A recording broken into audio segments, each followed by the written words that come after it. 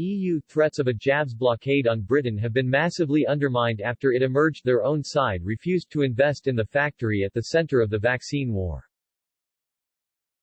Dutch Prime Minister Mark Rutte snubbed a plea from Oxford University for £8.5 million in funding to boost production of the AstraZeneca jab on the continent. When the request was made, at the start of the pandemic in April last year, British taxpayers had already invested more than £21 million into the Hallex plant in the Netherlands. In a letter to The Hague, Oxford experts warned the EU would suffer supply shortages this year if it didn't help boost domestic production. They wrote, there will likely be enormous demand for vaccines if they pass the tests successfully. Most likely the quantities of available vaccines will be limited for several months. To avoid major delays, production capacity must now be increased. Sources say the bloc would have received millions more doses of Oxford's life-saving jab if the Dutch government had acted. Britain agreed to invest millions of pounds after experts identified the Hallex factory in Leiden as a potential location to produce the vaccine, even before it was proven to be effective. Scientists then approached Mr. Rutte with a request for £8.5 million to build barrels capable of holding 1,000 litres of raw vaccine, a five-fold increase in production. The revelations are a huge embarrassment and undermine its efforts to block shipments of vaccines to Britain.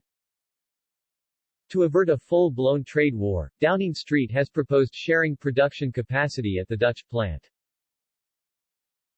In talks over cross-channel cooperation on vaccines, bureaucrats are demanding the lion's share of the jabs made at the facility, which is at the center of the jabs war. They argue that AstraZeneca vaccines produced on the continent should be supplying EU nations rather than our highly successful rollout as a justification for their export ban.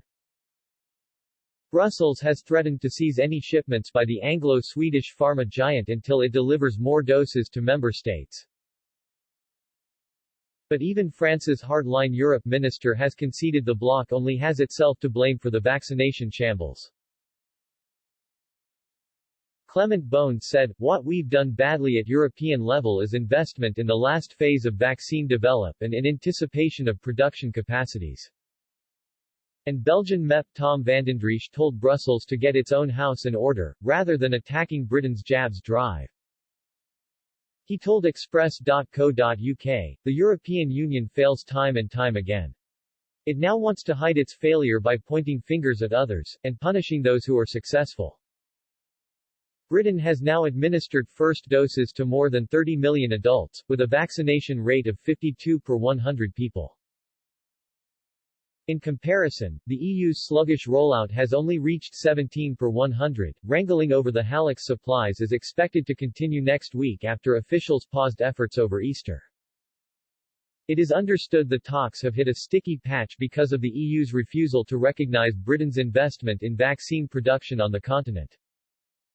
Despite the difficulties, top diplomat Sir Tim Barrow, who was dispatched by the PM to handle the talks, was said to be resolute in steering Brussels away from its threat to stop jab shipments to Britain.